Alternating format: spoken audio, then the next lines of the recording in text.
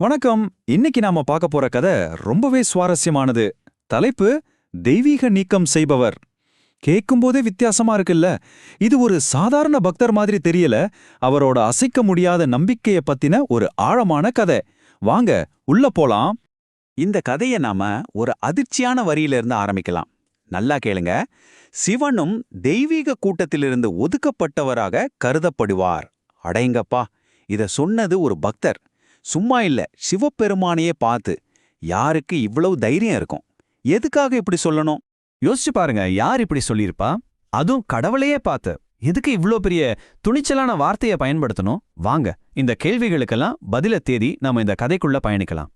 சரி, நம்ம கதைக்குள்ள முழுசா இறங்கலாம். முதல்ல இந்த சம்பவத்தோட கதாநாயகனை பார்ப்போம். கடவுளையே தண்டிச்சவர்னு சொல்லப்படுற வீரமிண்ட நாயனார். ஆமாங்க, இவர்தான் அந்த அதிர்ச்சியான வார்த்தைகளை சொன்னவர். அப்போ யார் இந்த வீரமிண்ட நாயனார்?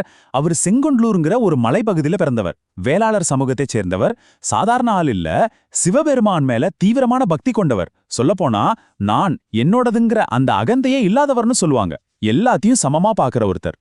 இப்போ வீரமிண்ட நாயனாரோட பக்தியில இருக்கிற ஒரு ஸ்பெஷலான விஷயத்த பத்தி பார்க்கலாம். அவருக்குன்னு ஒரு கொள்கை இருந்துச்சு. எல்லாத்துக்கும் மேல அவர் அதை தான் வச்சிருந்தாரு. பக்தர்களின் பக்தர். இதுதான் அந்த கொள்கை. இந்த ஒரு கொள்கை தான் முழு கதைக்குமே அச்சாணி. அது என்னன்னு கொஞ்சம் விரிவா பார்க்கலாமா? வீரமிண்டரோட நம்பிக்கை ரொம்பவே வித்தியாசமானது. பொதுவா நாம என்ன நினைப்போம்? கடவுளை நேரா கும்பிடுறது தான் பக்தி, அதுதான் முக்கியம்னு. ஆனா வீரமிண்டர் என்ன சொல்றாருன்னா, இல்ல, சிவனோட பக்தர்களை, அதாவது அடியார்களை முதல்ல வணங்குறது தான் உண்மையான உன்னதமான பக்திங்கிறாரு. இது ஏதோ அவரோட விருப்பம் மட்டும் இல்ல, இதுதான் பக்திக்கு அடிப்படைன்னு அவர் உறுதியா நம்பினாரு. ஒரு அசைக்க முடியாத நம்பிக்கை. அவரோட நம்பிக்கைய எவ்வளவு ஆழமானதுன்னு தெரிஞ்சுக்க இந்த வரியை கேளுங்க. ஒருத்தர் சிவலிங்கத்தையே முழு நம்பிக்கையோட வழிபட்டாலும் சரி, ஆனா அவர் சிவனடியார்களை அவமதிச்சா அவருக்கு முக்தியே கிடைக்காது. பாத்தீங்களா, எவ்வளவு ஒரு உறுதியான நிலைப்பாடு! அவரோட கொள்கையில எந்த ஒரு சமரசத்துக்கும் இடமே இல்லைங்கிறத இது தெளிவா காட்டுது. இப்போ இந்த அசைக்க முடியாத கொள்கைக்கு ஒரு சோதனை வருது. இடம் திருவாரூர் கோவில். அங்கதான் ஒரு பெரிய நாடகமே நடக்க போகுது. களம் தயாரா இருந்துச்சு. அந்த நேரத்துல தான் இன்னொரு பெரிய ரொம்ப பிரபலமான சிவனடியார் அங்க வராரு. சுந்தரமூர்த்தி நாயனார். அவரும் சிவனை வழிபடுறதுக்காக கோயிலுக்குள்ள வராரு. இப்ப கதையிலே இன்னொரு முக்கியமான கேரக்டர் என்ட்ரி ஆகுறாங்க. அங்க என்ன நடந்துச்சுன்னு பார்க்கலாம். சுந்தரர் கோயிலுக்குள்ள வராரு. அங்க ஏற்கனவே நிறைய சிவனடியார்கள் கூடியிருக்கிறத பாக்குறாரு. ஆனா அவங்கள கண்டுக்காம, ஒரு வணக்கம் கூட சொல்லாம நேரா அவங்கள தாண்டி கருவறைக்குள்ள சிவனை வழிபட போயிட்டாரு. இத பார்த்துட்டு இருந்த வீரமிண்டருக்கு இது ஒரு பெரிய அவமானமா தெரிஞ்சுது. சுந்தரரோட இந்த செயலை பார்த்து வீரமிண்டருக்கு பயங்கர கோபம். தன்னோட கொள்கைப்படி ஒரு கடுமையான முடிவு எடுக்கிறாரு. இப்போதான் கதையோட கிளைமேக்ஸுக்கே வரும். தெய்வீக நீக்கம். ரெண்டு பேருடைய கொள்கைகள் மோத போகுது. அது என்னன்னு பார்க்கலாம் வாங்க. வீரமிண்டர் நேரா சுந்தரரை பார்த்து சொல்றாரு, நீங்க சிவனடியார்களை அவமாதிச்சிட்டீங்க. அதனால இந்த அடியார் கூட்டத்துல இருக்கிற தகுதியை நீங்க இழந்துட்டீங்க. உங்களை இந்த கூட்டத்திலிருந்து நாங்க நீக்குறோம். இதுதான் முதல் தீர்ப்பு. ஆனா நில்லுங்க, அவரோட கோபமும் தீர்ப்பும் சுந்தரரோட மட்டும் முடியல. அவர் இன்னும் ஒரு படி மேல போனாரு.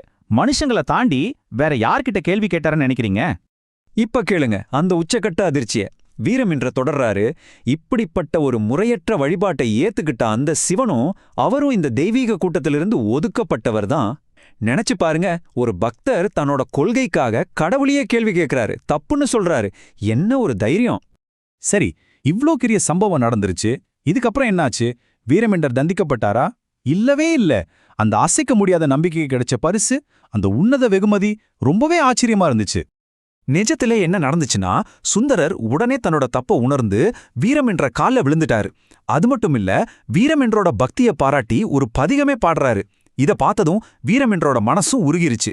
இது எல்லாத்துக்கும் மேல தன்னோட அடியார்களுக்கு வீரமின்ற கொடுத்த இந்த முக்கியத்துவத்தை பார்த்து சிவபெருமானே ரொம்ப சந்தோஷப்பட்டாரு. சோ இதுல ரொம்ப முக்கியமான விஷயம், வீரமிண்டருக்கு கிடைச்ச பரிசுதான். சிவபெருமான் என்ன செஞ்சாரு தெரியுமா? அவரை தன்னோட சிவகணங்களுக்கு, அதாவது கைலாயத்தில் இருக்கிற தேவகணங்களுக்கு தலைவரா நியமிச்சாரு. இதுக்கு என்ன அர்த்தம்? வீரமிண்டரோட கொள்கைய கடவுளே ஏத்துக்கிட்டாரு, அங்கீகரிச்சாருன்னு அர்த்தம்.